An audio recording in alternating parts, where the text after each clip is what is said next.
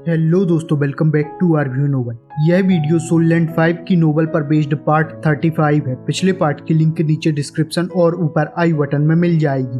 टांगसन अभी तक डीमोन में चेंज नहीं होता था, लेकिन अब वह एक पूरे डीमोन के रूप में आ सकता है, लेकिन यह प्योर ब्लड डीमोन का ऑरा होता है।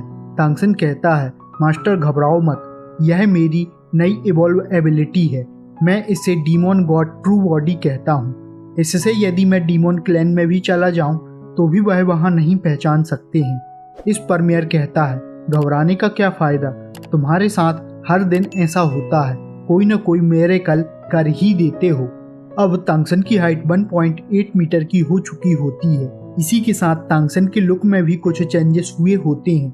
यदि टांगसन अब आईने में देखेगा तो उसे पता चलेगा वह पिछली जिंदगी की तरह होता जा रहा है, या कहा जाए हो चुका है। फिर मेयर और टांगसन की बातें होने लगती हैं। वहीं टांगसन मेयर से कहता है, मेरे अभी काफी सीक्रेट हैं, आप मुझ पर विश्वास रख सकते हो, फ्यूचर में यह सब आपको बता सकता हूँ। तब मेयर कहता है, वह मुझे जानने की जरूरत नहीं है, बस मुझे प्रॉमिस करो तुम इंसानों को अपनी सही स्थिति दिलाने के लिए कड़ी मेहनत करोगे और मैं भी तुम्हारी इसमें पूरी हेल्प करूंगा। फिर वह उन 18 गर्ल को उसी गोल्डन ट्री के पास कल्टीवेशन करने के लिए छोड़ते हुए दोनों ही अपनी एकेडमी की ओर बढ़ जाते हैं। इन्हें जाते देख होंगी कहती है, यह उन्हीं 18 गर्ल में से एक है। सिस्टर, हमारे मास्टर बहुत ही एबनॉर्मल लग रहे हैं, खास तौर पर जब उन्होंने अभी ब्रेक थ्रो किया तब तो और अधिक। इस पर दूसरी लड़की कहती है, उनके बारे में जानने के लिए इतनी एक्साइटेड ना हो, हमें अभी काफ़ी मेहनत करनी है। उन्होंने हमें बचाया है और फ्यूचर में हमें भी उनकी हेल्प करनी होगी। इसी के साथ वह उसी स्प्रिट गैदरिंग एरे के पास पहुंचकर कल्टीवेशन करने के लिए बैठ जाती हैं। टांगसन वापस आने के साथ अपने कमरे में बैठते हुए कल्टीवेशन के लिए बैठ जाता है और इसके साथ ही टांगसन अपनी फ्यूचर प्लानिंग भी करने लगता है, क्योंकि अब काफ़ी कुछ बदलने वाला होता है। उसी समय एक ग्रुप काफिले के रूप में सरपट दौड़ रहा होता है, जो फेरी कॉन्टिनेंट के मिडिल एरिया के मेनलैंड से नॉर्थन ईस्ट कैरी सिटी की ओर जा रहा होता है। यह एक फ्लाइंग ग्रुप होता है। गाड़ी खींचने वाला एक snow white flying horse Pegasus होता है और इस गाड़ी में बैठने के लिए एक प्रकार से किस्मत ही होनी चाहिए, क्योंकि इसमें बैठने के लिए पावर तो अधिक होनी ही चाहिए, साथ ही में उसकी गोल्डन ब्लड लाइन से भी ऊपर की वैल्यू होनी चाहिए। और यह तियानियू एम्पायर से रिलेटेड है। लेकिन इसी गाड़ी में एक लेजी इंसान लेटा हुआ था। इनकी बातों से पता चलता है कैरी सिटी के ऑक्शन में जो 7 कलर की ब्लड लाइन की एक ब्लड ड्रॉप थी वह चोरी की हुई थी।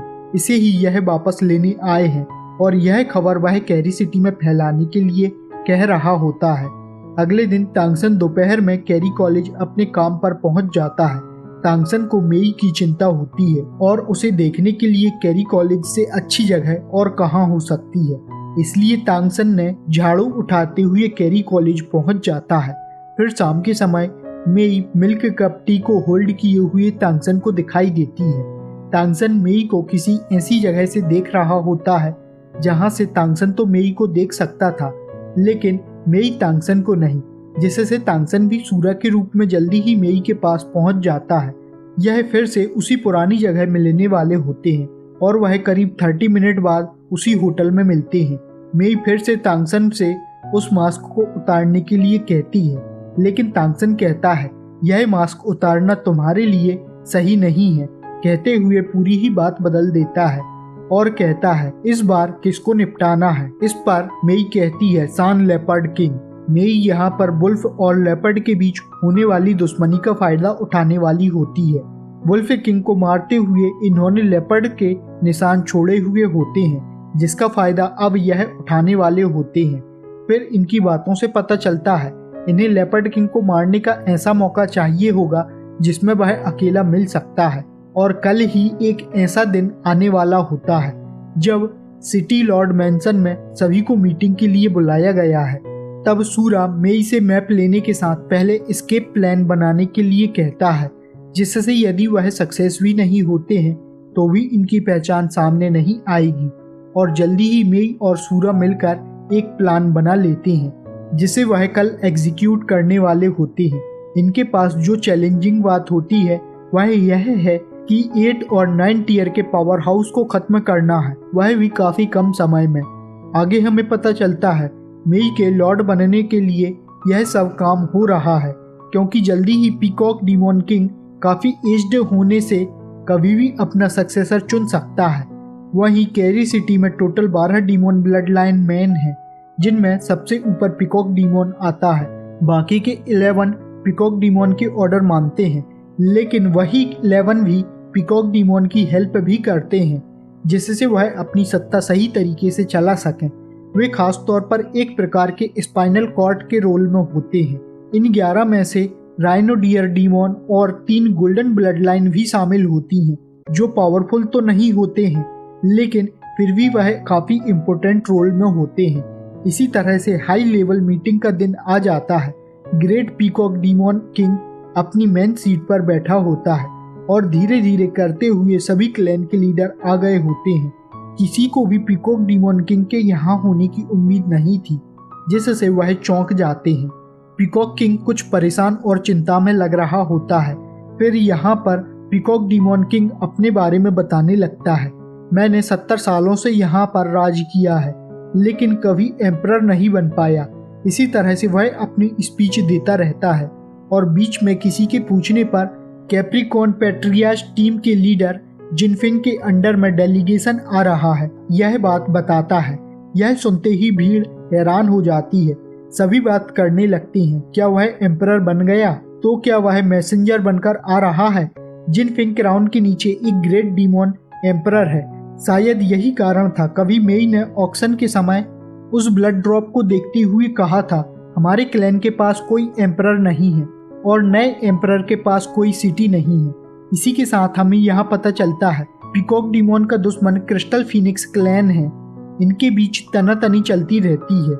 इनकी मीटिंग काफी लंबी चलती है और पीकॉक डीमॉन किंग जो भी कहता है उसे कुछ सपोर्ट करते हैं तो कुछ बाद में बात करने के लिए कहते हैं। इस मीटिंग में इन्होंने पता किया होता है कौन कौन उनके साथ हैं और कौन नहीं। इसके बाद मीटिंग खत्म हो जाती है और सभी जाने लगते हैं। वहीं फ्लैश लेपर्ड को डर होता है उसके साथ कुछ हो ना जाए, क्योंकि अभी सिटी का माहौल भी सही नहीं है। फ्लैश लेपर्ड किंग अपनी गाड़ी में बैठते हुए तेजी से चल रहा होता है। यह अपनी सुरक्षा के बीच में होता है। ऐसे ही चलते हुए आगे कुछ संकरे रास्ते में पहुंचने पर कुछ होने का एहसास होता है, जिससे सभी गार्ड लेपर्ड भी अपने फॉर्म में आ जाते हैं, लेकिन उन्हें समझ नहीं आ रहा होता है। कोई भी अपनी पावर का यूज नहीं कर पा रहा होता है। उन्हें फोर्सफुली स्टॉप कर दिया होता है। एक फीकी व्हाइट लाइट के साथ काफी तेजी से क्रॉसबो आ रहे होते हैं और अगले ही पल में गाड़ी को खींचने वाले फ्लैश लेपर्ड को भेज देती हैं। इससे 8th टीयर के डीमॉन ने भी बड़ी मुश्किल से बचने की कोशिश की, लेकिन वह एरो कुछ इस तरह से शूट किए गए थे वह उन्हें रोक न सके और 8th टीयर के फ्लैश लेपर्ड डीमॉन गिर जाते हैं। भले ही वह मर नहीं पाए, लेकिन गंभीर रूप से घायल हो चुके थे। यह एरो भी खत्म नहीं हुए। इसी के बाद काफी बड़े लगभग 2 मीटर लंबे क्रॉसबो एरो आ जाते हैं, जो व्हाइट और गोल्डन फ्लैश से ढके हुए होते हैं। वहीं फ्लैश लेपर्ड स्पेस कंट्रोल की पावर से फ्री नहीं हो सका था, फिर भी वह समझ गया था इसका यूज तो केवल पीकॉक डीमॉन ही कर सकते हैं। स्पेस कंट्रोल पावर के कारण वह अपनी फ्लैश लेपर्ड की पावर को यूज नहीं कर सकता था, लेकिन बचने के लिए यह अपनी गाड़ी से टकराते हुए बाहर निकलता है। लेकिन उसके निकलने के साथ 3 जाइंट क्रॉसबो एरो पहले ही आ जाते हैं। फिर इसने स्पेस पावर के साथ स्ट्रगल करने की कोशिश की होती है, जिससे उसकी बॉडी भी येलो लाइट से भरने लगती है।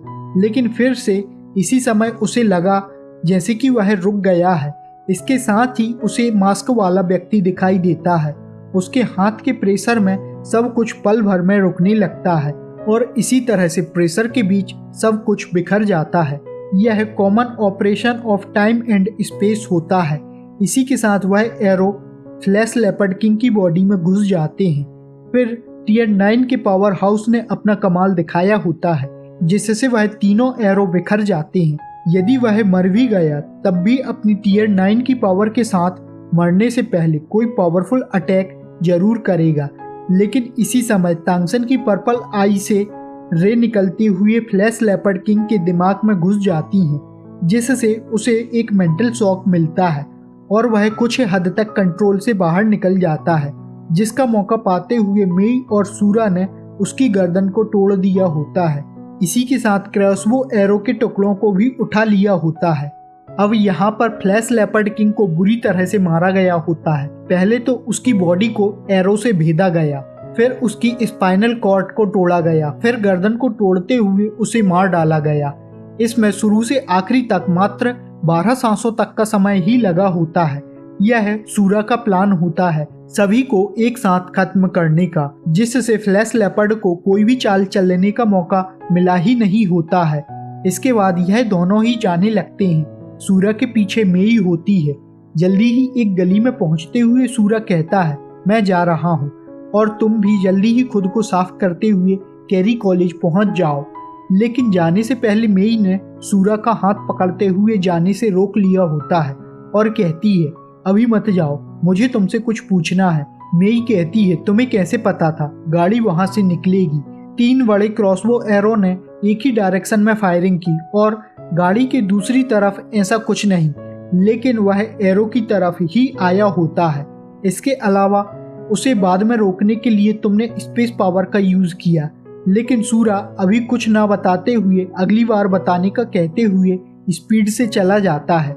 मेई कुछ झुंझला रही होती है, लेकिन अब क्या था, वह तो गया। फिर मेई ने भी अपनी ड्रेस बदल ली होती है। मेई को लग रहा होता है सूरा एक गॉड लेवल का व्यक्ति है। अब यहाँ पर मेई सूरा की पावर को देखते हुए कुछ डाउट में आ गई होती है, क्या उस पर विश्वास किया जा सकता है? और मेई को सूरा के बारे में सबसे भयानक बात लग रही होती है, वह लक को भी कंट्रोल कर सकता है, जिससे स्पेस पावर भी उन एरो को नहीं रोक सकती है। और वहीं सूरा एक साथ लक, टाइम और स्पेस एबिलिटी को यूज कर सकता है, जो कि भयानक है। वहीं तियान्यू चेंज के कारण मेई रेडेम्पशन एकेडमी के बारे में सोचती है, क्योंकि वहां पर दुआई है जो तियान्यू चेंज कर सकता है। लेकिन फिर मेई सोचती है वह इससे काफी दूर है और तांगसन ने भी इसे यूज करते हुए उस फ्लैश लेपर्ड किंग को मारा होता है। वहीं तांगसन ने क्रॉसबो एरो पर इस बार सिंगल की जगह डबल मैजिकल सर्कल का यूज किया होता है। सिटी सेंटर में कुछ ही समय में सभी को जैसे ही फ्लैश लेपर्ड किंग के बारे में पता चलता है, वैसे ही सिटी में कोहराम सा मच जाता है। जब यह पिकॉक डिमोन को पता चलता है तो वह भी काफी ज्यादा हैरान होता है।